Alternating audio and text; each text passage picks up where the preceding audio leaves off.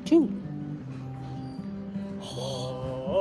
Just have to have faith. Thou winter wind, that art not so unkind as man's ingratitude.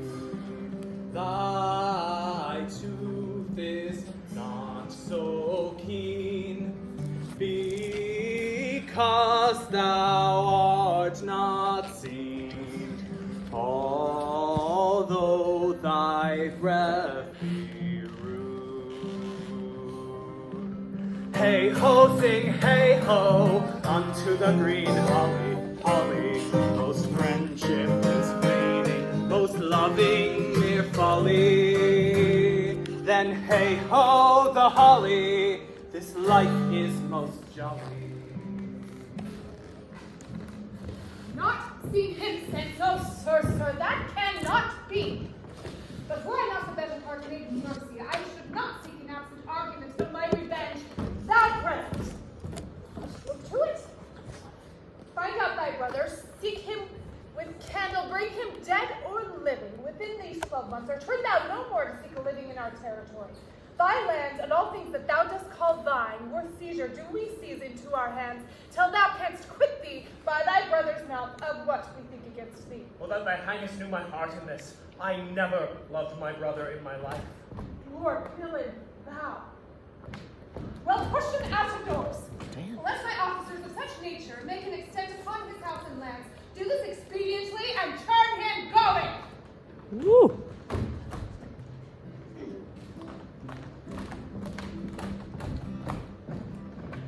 The old hometown looks the same as I step down from the train. And there to meet me is my mama and my papa. Down the lane I look and there goes Mary. Hair of gold and lips like cherries. It's good to touch the green, green grass of home. Woo! Goats! Come apace, good Audrey. I will fetch up your goat, Audrey. And how, Audrey? Am I the man yet? Doth my simple features content thee? Your features, Lord warrant us. What features? Oh, I am here with thee and thine goats as the most capricious poet honest Ovid was amongst the gods. Oh, knowledge ill inhabited, worse than Jove in a thatched house. When a man's verses cannot be understood, nor a man's good wit seconded by the forward child understanding, it strikes a man more dead than a great reckoning in a little room. Truly I would the gods had made me more poetical. I do not know what poetical is. Is it honest indeed, and word, is it a true thing? No, truly. For the truest poetry is the most feigning, and lovers are given to poetry, and what they swear in poetry may be said as lovers they do feign. Do you wish then that the gods had made me poetical? Oh, no, yes, truly. For thou swearest to me thou art honest. Now, if thou wert a poet, I might have some hope that thou didst feign. Would you not have me honest? Well, no, truly, unless thou wert hard-favored, for honesty coupled to beauty is to have honey a sauce to sugar. Material fool!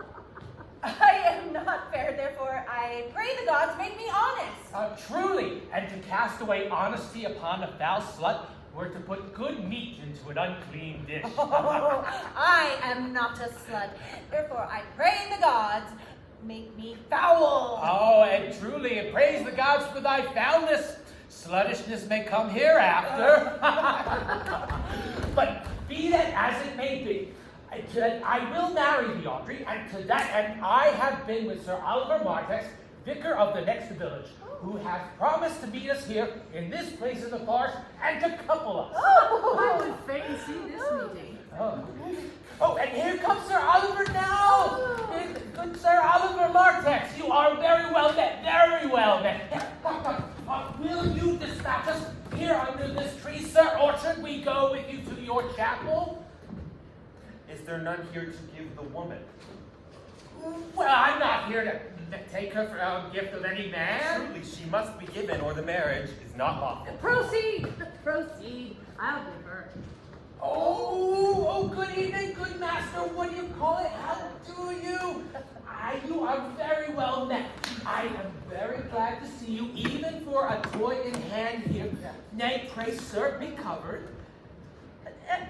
And would you, being a man of your breeding, be married under a bush like a beggar? Get you to church and have a good priest that can tell you what marriage is. This fellow will join you as wainscot and like a green timber, warp.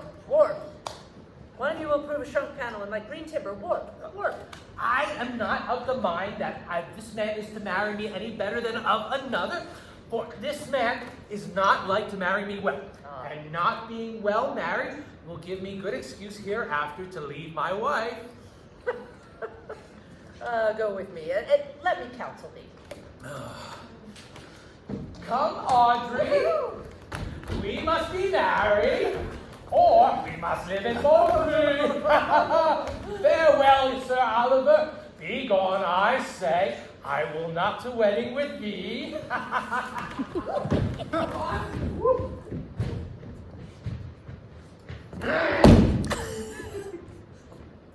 Tis no matter. Ne'er a fantastical knave of them all shall flout me out of my calling. Never talk to me of a weep. Do I but yet have the grace to consider that tears do not become a man, but have I not cause to weep? As good cause as one would desire, therefore weep. His very hair is of the dissembling color, something browner than Judas's. Married, his kisses are Judas's own children. His hair is of a good color, an excellent color. Your chestnut was ever the only color. And his kisses are as full of sanctity as the touch of holy thread. He hath brought a pair of past lips of Diana, a nun of winter's sister, but kisses not more religiously. The very ice of chastity is in them.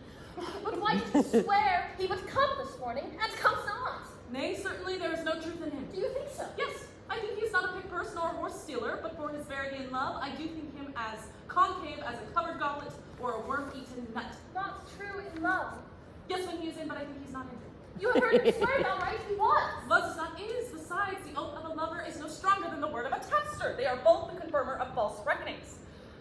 He attends here in the forest on the Duke your father. Oh, I met with the Duke yesterday and had many a question with him. He asked me of what parentage I was.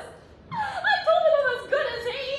So he laughed and let me go. But what talk we of fathers when there was such a man as Orlando? Oh, that's a brave man. He writes brave verses, speaks brave words, swears brave oaths and breaks them bravely, quite traverse athwart the heart of his lover as a puny tilter. He spurs his horse foot on one side, breaks his staff like a noble goose.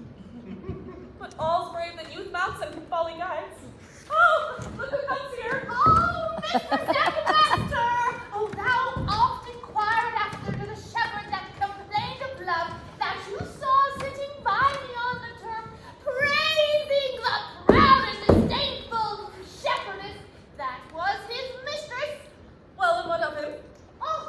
Oh, yes. Well, if you shall see a pageant truly played between the red glow of sword and pale stay, true pale complexion of true love. Well, go hence a little, and I shall conduct you, if you will. Those lovers feed at those in love. Bring us to this sight, and you shall say, I will prove a busy actor in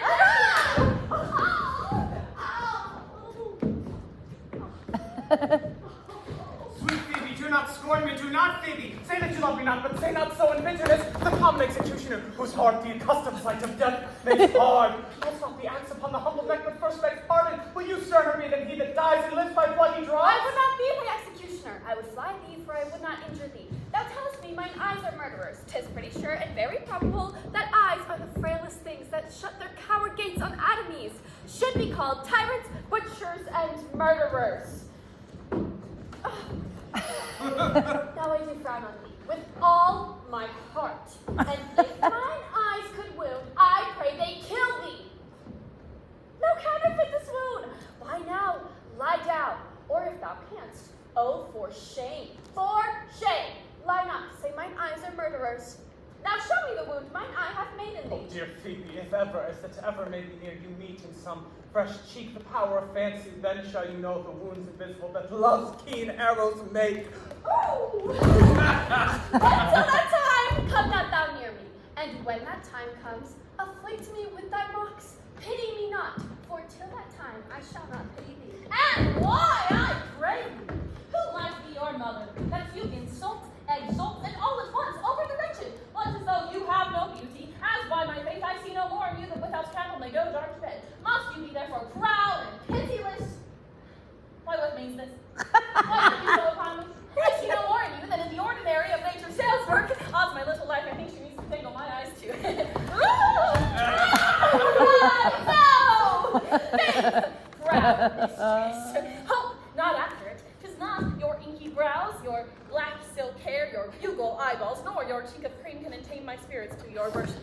You, foolish shepherd, wherefore do you follow her? Like foggy south, pumping with wind and rain. You are 1,000 times proper a man than she is. 'Tis pleasant to see that many the world full of ill-favored children. 'Tis not her glass, but you that flatters her. And out of you she sees in herself more proper than any of her lineaments could show her. But, good mistress, know yourselves. Down on your knees and thank heaven fasting for a good man's love. For I must tell you, friend, in your ear, sell when you can, you are not for all markets. So you try me expressive. I'd rather hear you chide than this man would. He's fallen in love with your foulness, and she'll fall in love with my anger. If it be so, as fast as she enters me with frowning looks, I'll toss her with bitter words. Why look you so upon me? For no ill will I bear you. I pray you, do not fall in love with me. I am falser than vows made in wine. Besides, I like you not. Come, sister, will you go? Shepherd, lie your tongue. Come, sister. Shepherdess, look on him better, and be not proud. For all the world could see, none could be so abused in sight as he. Come to her. Oh, farewell! Sweet Phoebe, Knowest thou the youth that spoke to me a not while? very well, but I have met him often. He hath bought the cottage in the bounds that the old Carlo once was master of. Think not I love him, though I ask for him. 'Tis but a peevish boy, yet he talks well. But what do I care for words? Yet words do well when he that speaks them pleases those that hear. There be some women, Sylvius, had they marked him in parcels as I did, would have gone near to fall in love with him. But for my sake, I love him not, nor hate him not. And yet I have more reason to hate him than to love him. For what had he to do to chide at me? He told me mine eyes were black, and my hair black, and now I am remembered scorned at me. I marvel why I answered not again. But that is all one. Omittance is no quittance. I shall write him a very taunting letter, and thou shalt bear it. Wilt thou, Sylvius? With all my I'll write heart. it straight away. The matter is in my head and in my heart. I shall be bitter and passing short. Go with me, Sylvius. I pretty youth, let me be better acquainted with thee. They say you are a melancholy fellow. I am so. I do love it better than laughing. Well, those that are an extremity of either are abominable fellows and betray themselves to every modern censure worse than Joker. Why, 'tis good to be sad and say nothing. Well then, it's good to be a poet. I have neither the scholar's melancholy, which is emulation, nor the musician's, which is fantastical, nor the courtier's, which is proud, nor the soldier's, which is ambitious, nor the lawyer's, which is politic, nor the lady's, which is nice, nor the lover's, which is all those. But it is a melancholy of mine own, compounded of many symbols, extracted from many objects, and indeed the sundry computation of my travels, in which my often rumination wraps me in a very humorous sense. A traveler. By my faith, I hear you have great reason to be sad. For in fear you have sold your own land to see other men's, then to have seen much and to have nothing is to have rich eyes and poor hands. Yes, I have gained my experience. And your experience makes you sad. I would rather have a fool to make me merry than experience to make me sad and to travel for it too. Good day and happiness, dear Rosalind. Nay then, God be with you, and you speak in plain verse. Farewell, Monsieur Traveler. Why? How now, Orlando? Where have you been all this while? You a lover? Ha! And you served with such another trick. Never come in my sight more. My fair Rosalind, I came within an hour of my promise. Break an hour's promise in love.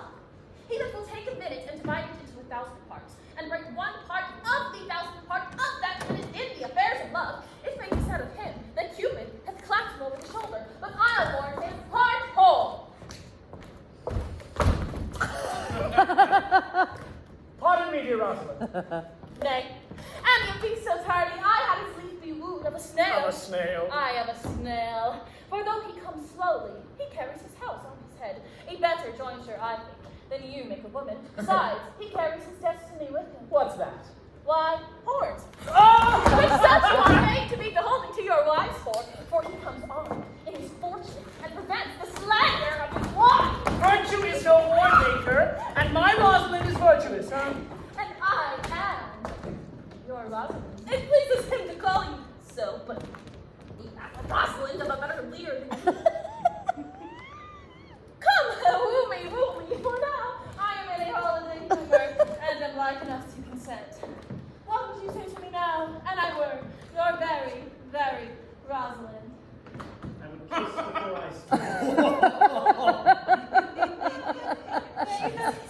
Oh, you had better speak first. And when you crown matter, you might then take occasion to kiss. Very good orators, when they are out, will spit. For lovers lacking yet, God warn us matter. The cleanliest shift is to kiss. How would the kiss be denied? And there begins a new matter. Could be out day before his beloved mistress. Mary, that you do. If I were your mistress, or I should think my honesty ranker than my wit. What of my suit? Not out of your suit, and yet out of your apparel. Am not I your Rosalind? I take some joy to say you are, because I would be talking of her. Well then, in her person, I say, I will not have you! Then in my own person.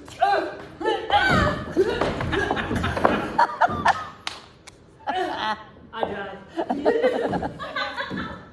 No, they die by attorney. The poor world is almost 6,000 years old, and in all this time, there was never a man died in his own person, but illicit in a love cause. Troilus had his brains dashed out with a Grecian club, and yet he did what he could to die poor. And he is one of the many patterns of love. Leander, he would have lived many a fair year, though hero had turned none. Had it not been for a hot midsummer night, where, good, he went by gold, he watched him in the hillside, and he had taken a crown, was drowned, and foolish chronicles of our age found this hero of Sexton. But these are all lies. Men have died from time to time, and worms have eaten them, but not for love. I would not have my right Rosalind of this mind, for I protest, her frown might kill me. By this hand, it will not hurt to fly. But come, I will be your Rosalind in a more coming on disposition. Ask me what you will, I will grant. Then love me, Rosalind. Yes, faith will I. Fridays and Saturdays and all. And wilt thou have me? Aye, and 20 such. What sayest thou? Art thou not good? I hope so. Why then, can one desire too much of a good thing? Come, sister, you shall be the priest and marry us. Give me your hand, Orlando. What do you say, sister? Prithee, marry us. I cannot say the words. You must begin, will you? No, no.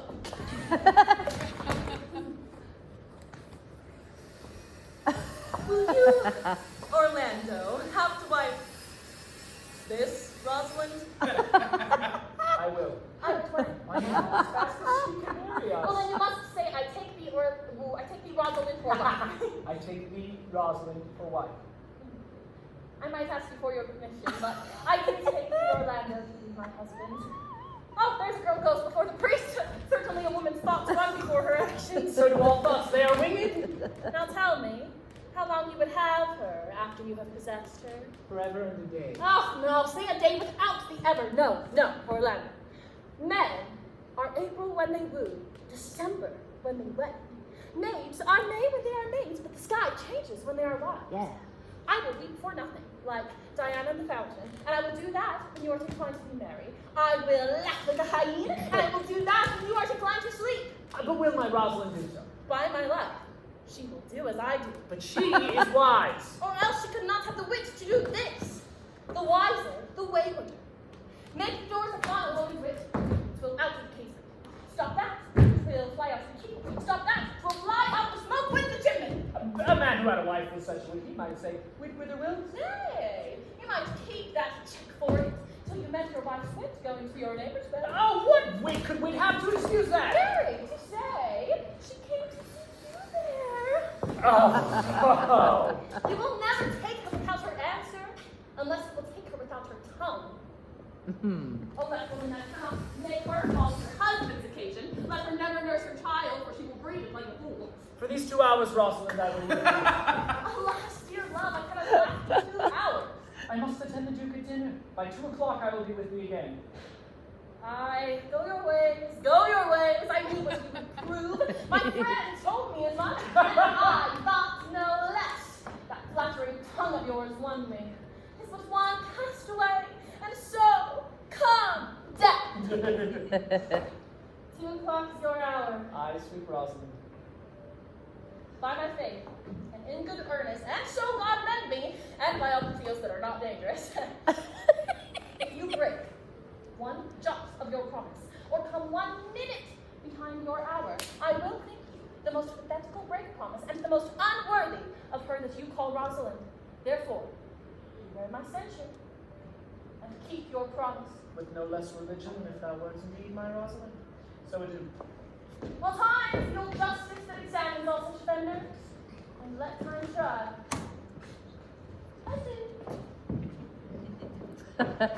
You have simply misused our sex in your love rate. We must have your doublet and wings plucked over your head and show the world what the bird hath done to her own nest. Oh, cuz, my pretty little cuz, that thou didst know how many fathom deep I am in love, but it cannot be sounded. My affection hath an unknown bottom, like the Bay of Portugal. Or rather bottomless, that as fast as you pour affection in, it runs out. No, that wicked bastard of Venus, that was begot of thought, conceived of spleen, and born of madness. That rascally boy that abuses everyone's eyes because his own are out. Let him judge how many fathom deep I am in love! I'll tell thee, Aliana, I cannot be out of the sight of Orlando. I will go find a shadow inside until he come. Until sleep. Look who comes here. My errand is to you, fair youth. My gentle Phoebe may be gifted this. I know not the contents, but as I guess by the stern brow and waspish action which she used as she was writing of it, it bears an angry tenor. Pardon me, I am but as a guiltless messenger. Patience herself would startle at this letter, and play the spider. Bear all. She says that I am not fair. She says that I lack manners. She calls me proud. She says she could not love me were man as rare as Phoenix. Odds by, well, her love is not the hair that I do hunt. Why writes she so to me? Well, shepherd, well, this is a letter of your own device. Why to say boisterous and cruel style, I say she never did invent this letter. This is a man's invention of a man's hand. Sure, it is hers. Will you hear the letter? So please you, for I never heard it yet heard too much of Phoebe's cruelty. She feeds me. Mark how the tyrant writes. Art thou God to shepherd to turn with a maiden's heart hath burned? Did you ever hear a woman rail thus? This railing. Why, thy God hath laid heart. Wert thou with a woman's heart? Did you ever hear such a railer? While the eyes of men could woo me, that could do no vengeance to me, meaning me at least. If the scorn of your bright eye have power to raise such love in mine, why tell me what strange effect would they work in my own aspect? While you chid me, I did love. How then might your prayers move? He that brings this love to thee, little knows this love in me. And by him seal up thy mind, whether that thy youth and kind will the faithful offer take of me, and all that I can make, or else by him my love deny.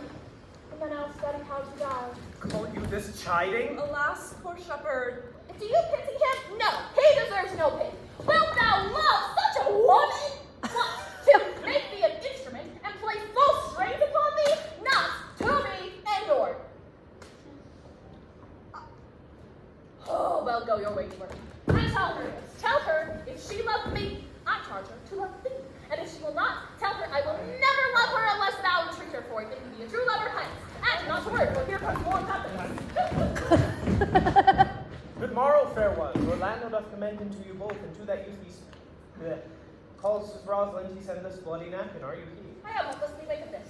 Somewhat my shame, for if you will know what man I am, and how and why and where this handkerchief was stained. I pray you. Tell it. When last the young Orlando parted from you, he left a promise to return again, if in an hour, and pacing through the forest, chewing the food of sweet and bitter fancy, lo it befell.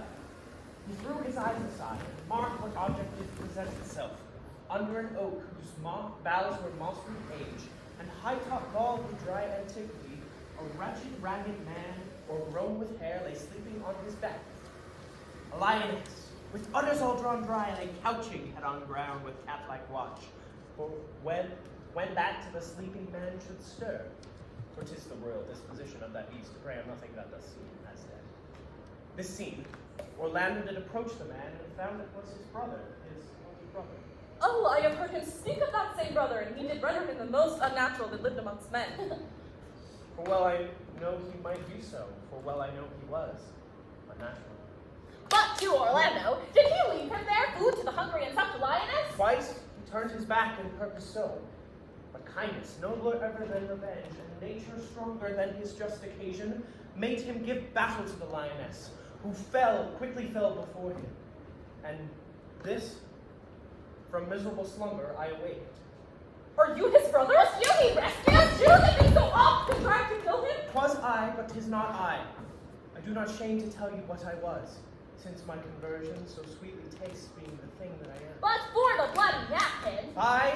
By, when first to last betwixt us two, tears of our countenance had most kindly bathed, as how I came into that desert place, grief, he led me to the gentle Duke, who gave me fresh array and entertainment, committing me unto my brother's love, who led me instantly into his cave, there stripped himself, and here, upon his arm, the lioness had torn some flesh away, which all this while had bled, and now he fainted, and now in fainting cried upon Rosalind.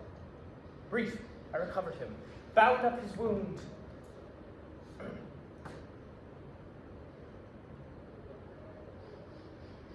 and after some small space, or large space,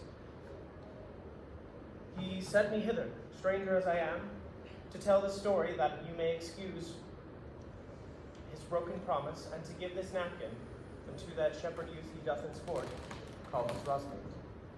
Ugh. Oh, how now, Ganymede! Sweet Ganymede! Many will swoon when they do look at my life. There is more in it. Cousin Ross Ganymede. Look, he recovers.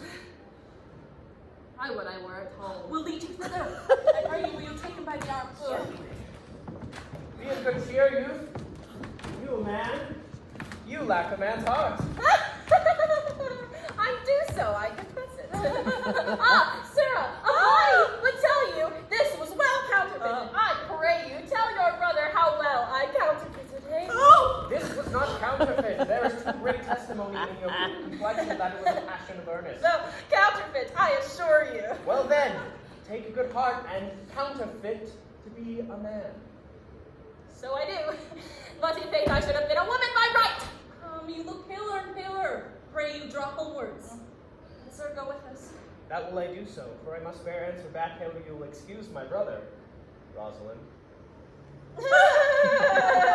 Rosalind, I shall devise something, but I pray you, commend my counterfeiting to him. Will you go?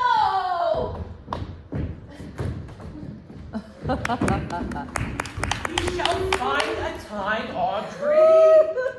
Patience, gentle Audrey. Faith, the priest was good enough for all of Monsieur Melancholy's saying. Oh, a most vile Sir Oliver, a most wicked Martex, Audrey. But Audrey, there's a youth in the forest here that lays claim to you. Aye, I know who it is. He hath no interest in me in the world. Oh, here comes the man you mean. Oh, it is meat and drink to me to see a clown. By my troth, we that have good wit must have much to answer for. We shall be flouting, we cannot hold. Good even, Audrey. Good even, William. And good evening to you too, sir. Good evening, gentle friend. Cover thy head.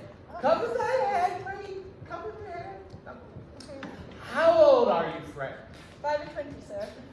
The right age. Is thy name William? William, sir. Oh, that's a fair name. Was thou born in the forest here? Aye, sir, I thank God. Oh, thank God, a fair answer. Art rich? Faith, sir, so. Oh, so is good, is very good, is very excellent good. And yet is not, is but so. Our qualities. Aye, sir, I have a pretty wit. Oh, thou sayest well. Why, I now remember a saying, the fool doth think he is wise, while the wise man doth know himself to be a fool. You love this maid? I do, sir. No. Take my hand. Art thou learned? No, sir. Then learn this of me. To have is to have, for it is a figure in rhetoric that drink, being poured from a cup into a glass, while filling the one doth empty the other. For as your writers all do consent, that ipse is he. Now, you are not ipse, for I am he. Which he, sir? Why, he that must marry this woman. Therefore, you clown, abandon, which is in the vulgar league, the company, which in the coarse society of this female, which in the common is woman, which together is abandon the society of this female, you clown, or thou perishest, or to thy better understanding, diest, or to wit, I kill thee, make thee away, translate thy life into death, thy liberty into bondage.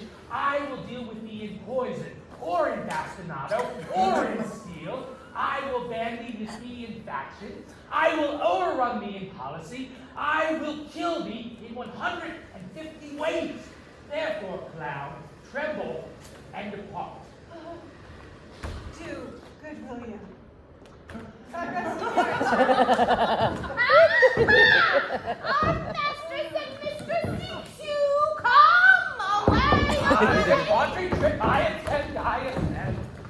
It's possible that on some little occasion you should like her, then but seeing you should love her, and loving woo, and wooing she should grant, and will you persever to enjoy her? Call neither the giddiness of it in question, her poverty, a small acquaintance, my sudden wooing, nor her sudden consenting, but say with me, I love Aliena. Say with her that she loves me, consent with both, that we may enjoy each other. It shall be to your good. For my father's house, and all the revenues that was old Sir Roland's will I estate upon thee, and live here, and I a shepherd. You have my consent. Let your wedding be tomorrow. Thither will I invite the Duke and all his contented followers. Go you, prepare Aliena. Shall I? For look you, here comes my Rosalind. God save you, brother! And you, fair sister. Why, how now, Orlando? How it grieves me to see thee wear thy heart in a scarf! It is my arm. Oh, I thought thy heart had been wounded with the claws of a lion. Wounded it is, but with the eyes of a lady. Did your brother tell you how I counterfeited your swoon when he showed me your handkerchief? I am greater wonders than that. I know where you are. Nay, 'tis true. No sooner did your brother and my sister met, but they looked. No sooner looked, but they loved. No sooner loved, but they sighed. No sooner they sighed, but they asked one another the reason. No sooner they knew the reason, that they sought the remedy. They shall be married tomorrow, and I will invite the Duke to the nuptial.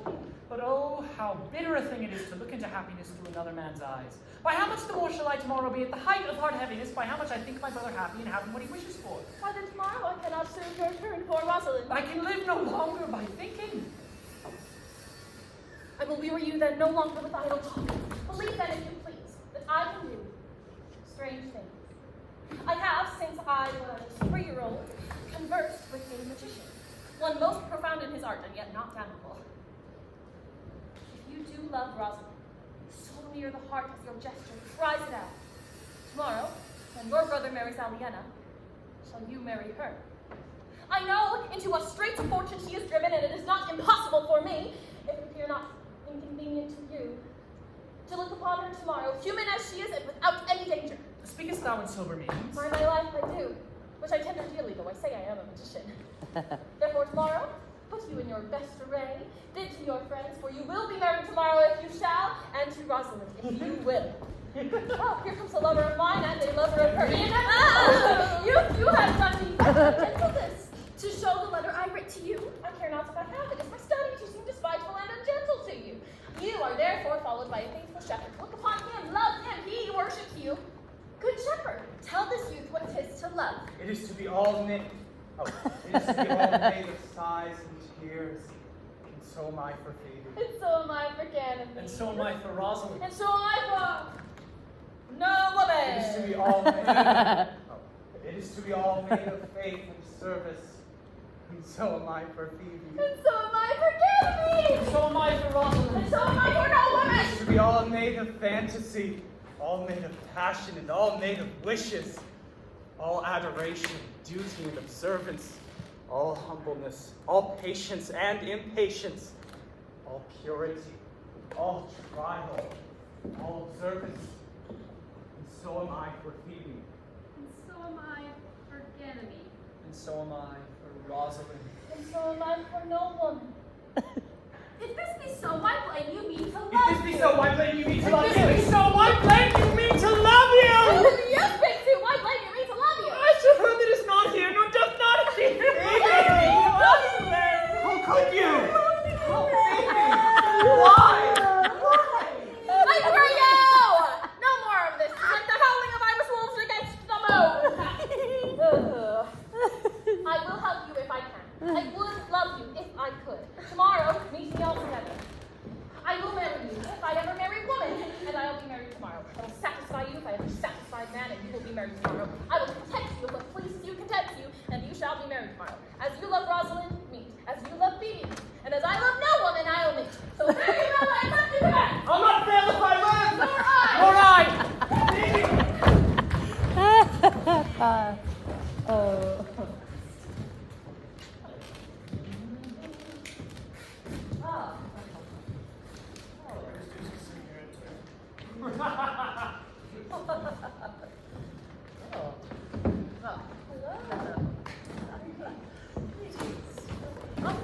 There is sure another flood coming forward, and these couples are coming to the ark. Here comes a pair of very strange beasts, which in all tongues is called fools. Greetings and salutations to all. Good, my lord. Bid him welcome. This is the motley-minded gentleman that I've so often met in the forest. He hath been a courtier, he swears. And if any man doubt me, let him put me to my purgation. I have trod a measure, I have flattered a lady, I have been smooth with my friend, and politic with my enemy. I have undone 3 tailors, and I've had 4 quarrels, and should like to have fought 1. Is not this a rare fellow, my lord? He is as good as anything, and yet a fool. He uses folly like a stalking horse, and under the presentation that he shoots his weight. One of them towards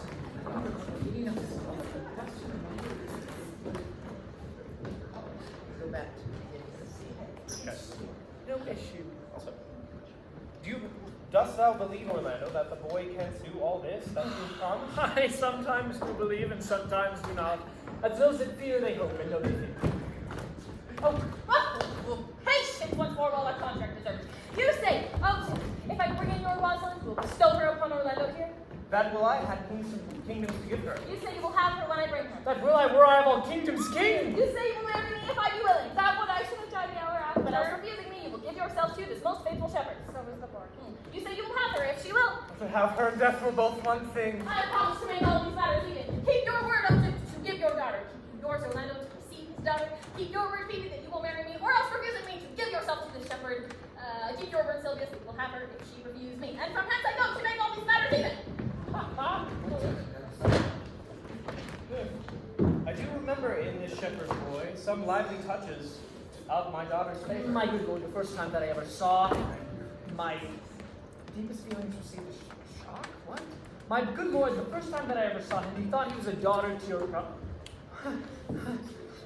My good lord, the first time that I ever saw him, he thought he was a brother to your daughter, but my good lord, this boy is forest-born, and hath been tutored in the rudiments of many desperate studies by his uncle, whom he reports to be a great magician, obscured within the circle of this forest.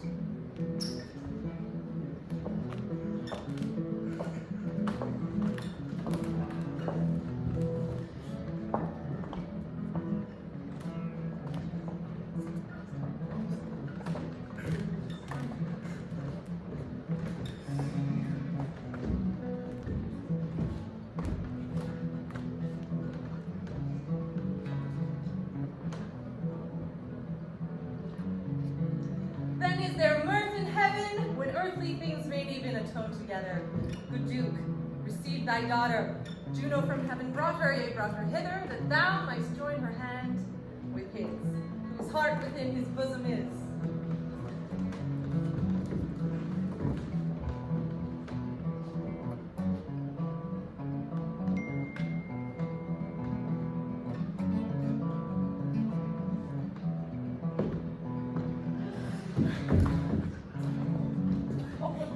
To you I give myself, for I am yours. To you I give myself, for I am yours. If there be truth inside, you are my daughter. If there be truth inside, you are my Rosalind. If sight and shape be true, what can my love do? I'll have no father if you be not he. I'll have no husband if you be not he. Nor ne'er wed woman if you be not she.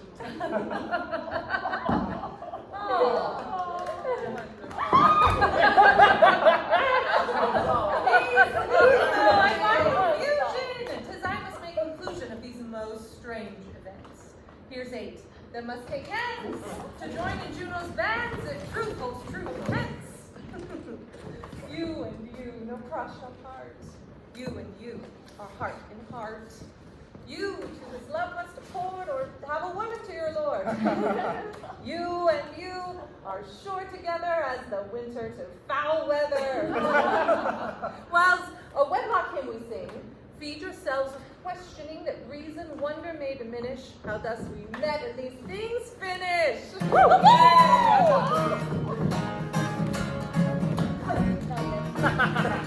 Wedding is great Juno's crown, a blessed bond of Lord and there to Juno peoples every town I wedlock and be honored. Honor and green now to Juno, goddess of every town.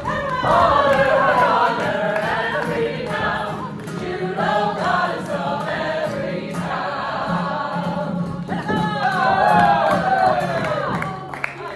Oh, my dear niece, welcome thou art to me. Even daughter, welcome in no less degree.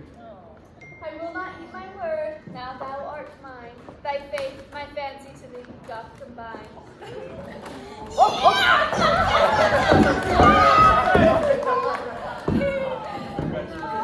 Let me have audience for a word. I am the second child of old Sir Roland that bring these tidings to this fair assembly. Duke Frederick, hearing how that every day men of great worth resorted to this forest, addressed a mighty power which were on foot in his own conduct, purposely to take his brother's ear and put him to the sword. And in the skirts of this wild wood he came, where, meeting with an old religious man, after some question with him, was converted, both from his enterprise and from the world. His crown bequeathed to his banished brother, and all their lands restored to them again that were with him exiled. This to be true, I do engage my life. Welcome, good youth. Thou offerest fairly to thy brother's wedding. To one whose lands withheld, and to the other a land itself at large. Potent Duke. First in the forest let us do those ends that here were begun and well begot, and after every of this happy hour, this thank you.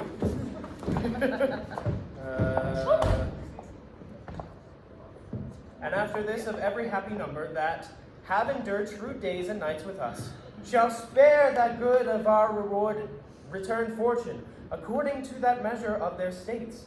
Meantime, forget this new fallen dignity, and fall into our rustic revelry. Take music, you bridegrooms all, with measure heaped in joy to measures fall. Mademoiselle, by your patience, if I heard you rightly, the Duke put on a righteous life and thrown into neglect the pompous court? He hath. To him will I, out of these convertites there is much matter to be heard and learned. You to your former honor I bequeath, you to a love that your faith and virtue well deserves it, you to a love that your true faith, to a love that your true faith doth merit, you to your land and love and great allies, you to a well-deserved, you to a long and well-deserved bed, and you to wrangling, for your loving voyage is but 2 months victual. So to your pleasures, I am for other than dancing measures. Stay. This is no pastime. What you will have at your cave, I will wait for you to. Proceed. Proceed. We will begin these rites as we do trust they'll end in true delight.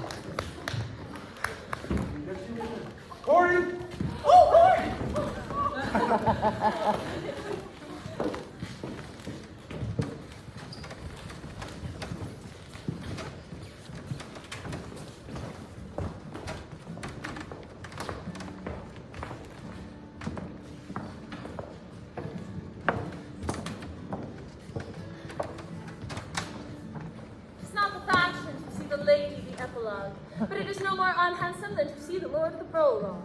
If it be true that good wine needs no bush, it is true that a good play needs no epilogue. But two good wines they do use good bushes, and to the party do prove the better with the help of the good epilogue.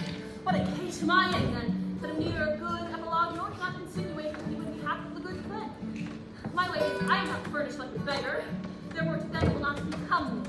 My way is to conjure you, and I'll start with the woman. I charge you, O woman, with the love you bear to men, to like as much of this play as please you. Aha. I charge you, oh man. Here you go.